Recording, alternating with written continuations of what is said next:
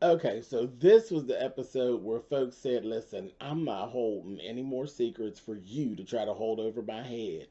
Not happening.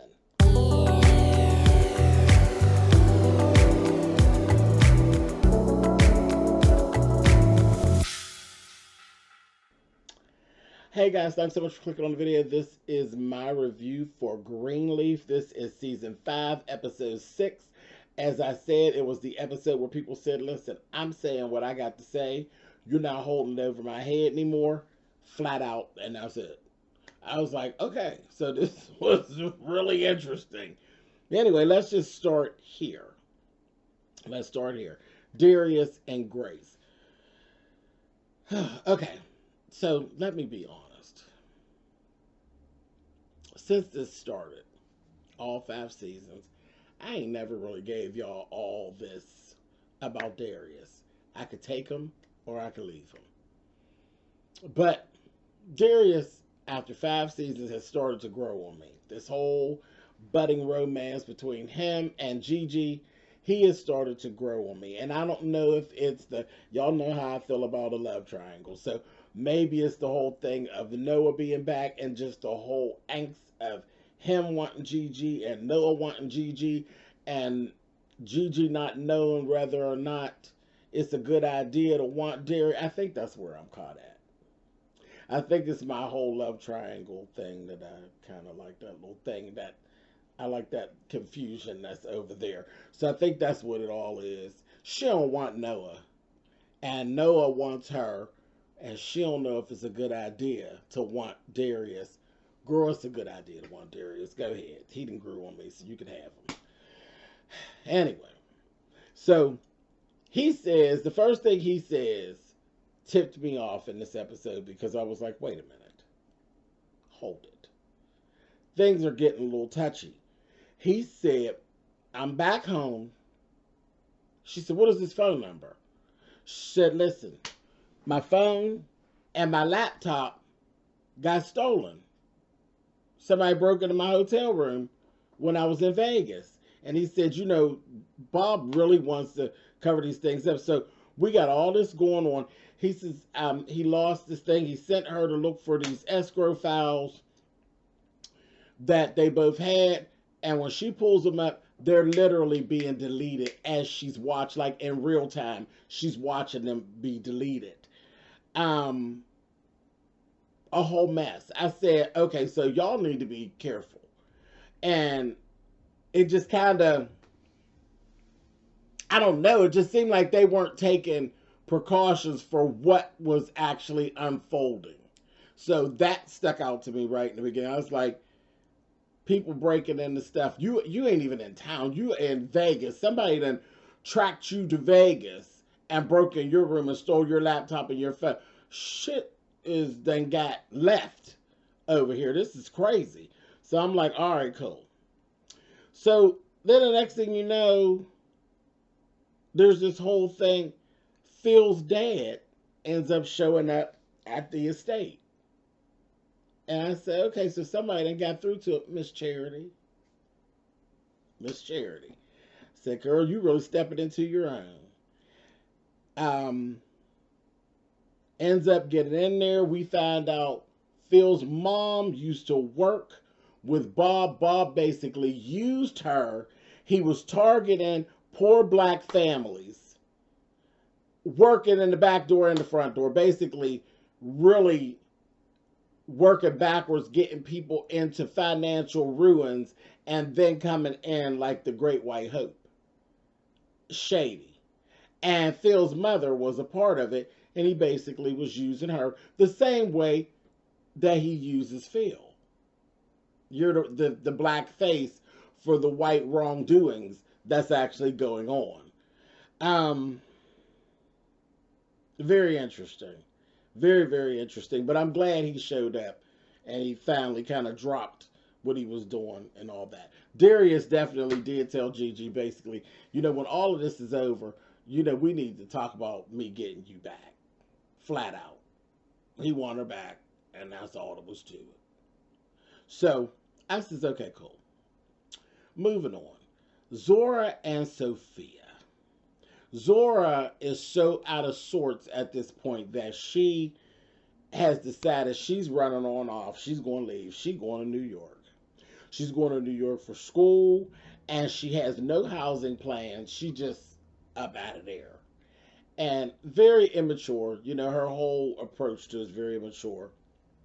Zora is just out there. Sophia goes across that line. You know, Sophia, I think Sophia's getting out of her little funk with the things she was going through. She's getting back to the real Sophia and being more mature like she had been in the past. She went directly to Carissa and Jacob. Tell y'all better get the bitch because she tripping. So I was like, she gonna be mad at you, but in the end, she'll thank you because she knows she's a goon. So she'll thank you later, but she gonna be mad. Moving on. Lady May said, you know what, she's gonna go ahead. She's gonna meet with Tara so they can talk again. Tara comes in there talking about she didn't know nothing about Rochelle. She didn't know nothing that Rochelle had made a deal with the FBI and all of this other stuff that Rochelle had going on. And her and May were going back and forth. She done reeled May back in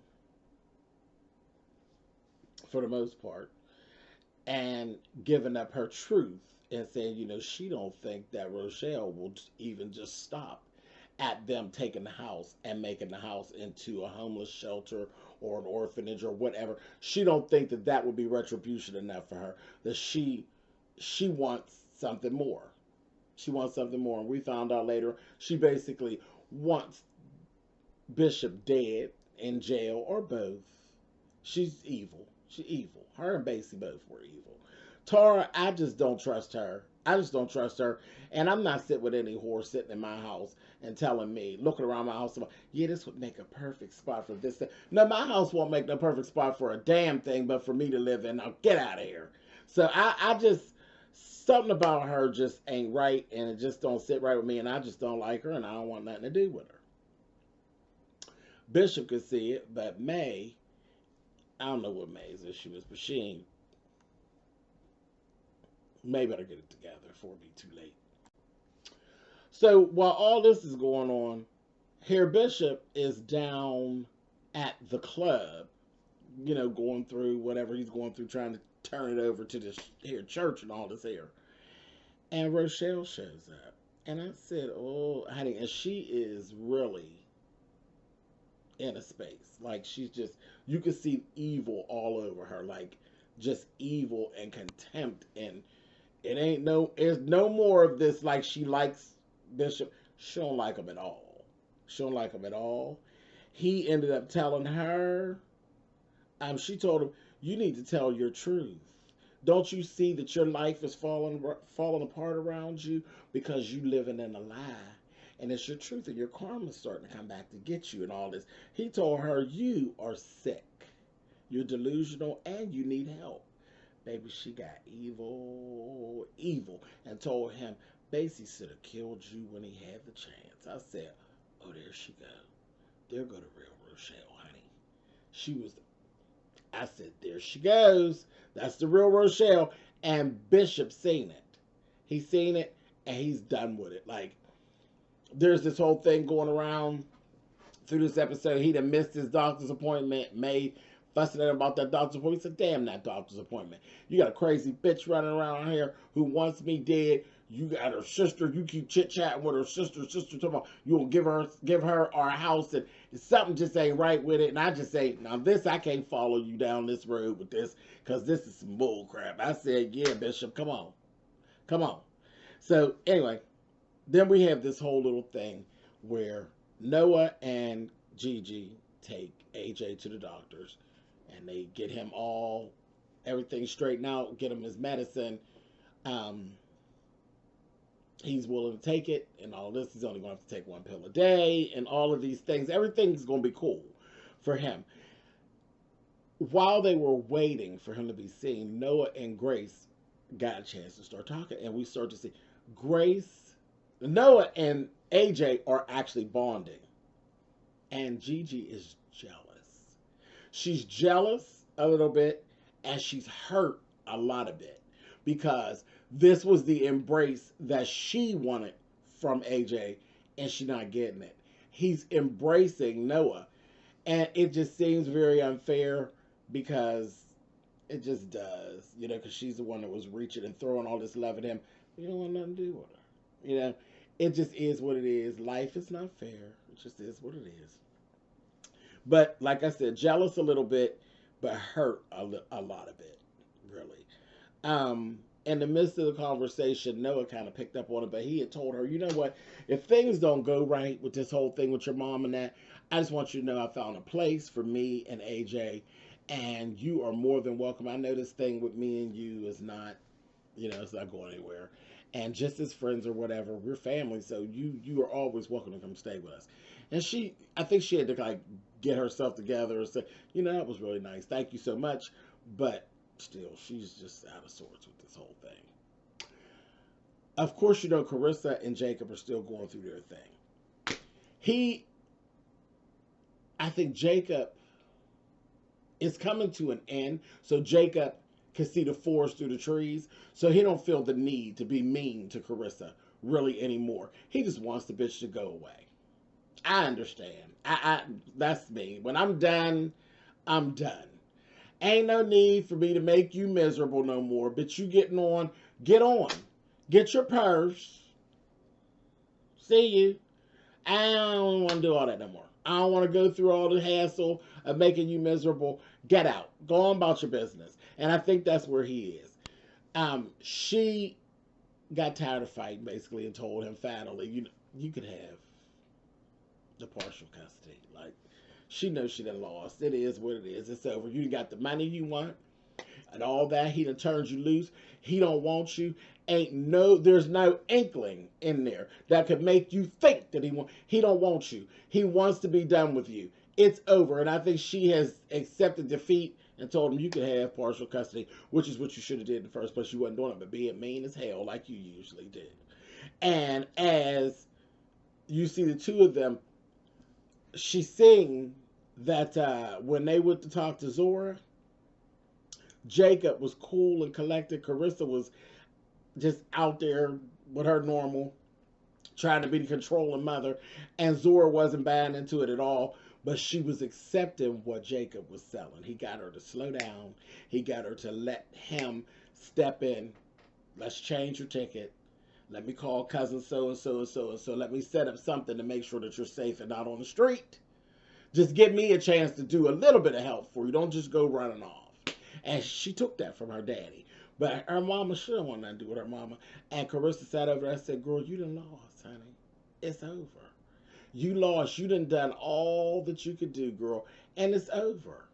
Your nasty ways have kind of got you out. All you got now is Winky. And Winky too young to know that you a real live bitch. So, and he gonna get you later. The way you doing all this, later, he's gonna resent you that you ripped him away from his family like that. All that, girls will all come for you. And Jacob ain't the best, but you nasty. You nasty and you vicious. And it's gonna all come back for you, girl. But whatever. Zora's pretty done with her. She's pretty done with her. She respected her. She ain't cussing her out and doing all that. Well, she's pretty done with her. A little bit after that, May and Bishop got into this whole little thing, baby. He got her so thoroughly together. Told her, listen, because she, how she just beats him down when he comes. She just beat him down. He was like, let me tell you something. Let me tell you something. Told him, because Jacob had just left out the room. And she was saying something smart to him about, always she lashes out at him a lot about his infidelity and stuff. And that this is all his fault and all of that. Hey, Bishop wasn't feeling it today with her. And he got her so thoroughly together and told her, you've been running around here judging that boy. Meanwhile, you living a lie and been living the same lie for 40 years and you still living it. And you need to stop. Keep your little holier than thou act to yourself. Nobody else is interested in that. I said, oh, girl, he's pissed. He's pissed, and I don't think Bishop is done with your bullshit. I said, oh my. Okay. All right, so they's all waiting to go outside to say bye to Winky and Carissa. Really to Winky, because don't nobody give a damn about Carissa. Girl, bye. Anyway, in the midst of all that, before this comes, honey, Charity drops by the church, baby. And here you got Judy and Phil. Now, Judy and they're talking mess on Miss So-and-so's granddaughter. That was the bookkeeper and that was the administrative assistant. She said basically how good the work was, that she ain't never seen files kept so clean and everything so in order. And she said, well, she was always doing this, that, and the other. And, you know, just she ain't got nothing nice to say about nobody that was there before at all. So in the midst of that, baby, here come Charity. And she come through with Big Papa. Baby, that Phil's face. You could have bought Phil for a 25-cent bottle already spent, honey. I said, oh, he was mad, baby. Looking, what the hell do you want, honey? And I said, he said, I'm Phil's father, honey. And Judy gonna say, I'm his fiancé. And you know, his dad don't even do white folks. He looked at her, baby, and gave her some dirty looks and a bit of dust, honey. Gave her, whatever. I said, oh, shade, the shade, honey. Shut her right on down. Hey, girl, you ain't anybody talking to you. I said, oh my. So that went through all that, and then Phil got to talking about, you know, they got to saying what was going on. How Judy's jumping, and she gonna say, my daddy loves black people. That's all a lie. And Phil's dad was getting it together, had to give, and they're using you the same way they used your mother. This, that, thing, and the other. Phil got to talking about all you did basically was live off the mother and this, that, thing, and the other. And he told him, I don't ever want to see you again.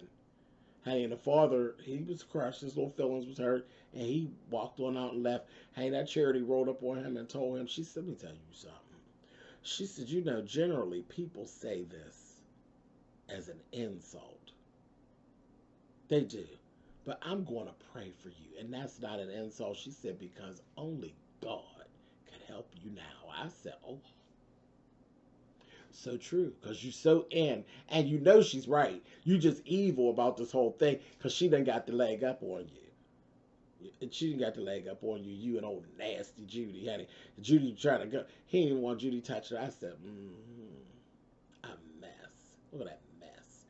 Anyway, so right after that is when May, you know, everybody gets back to the house.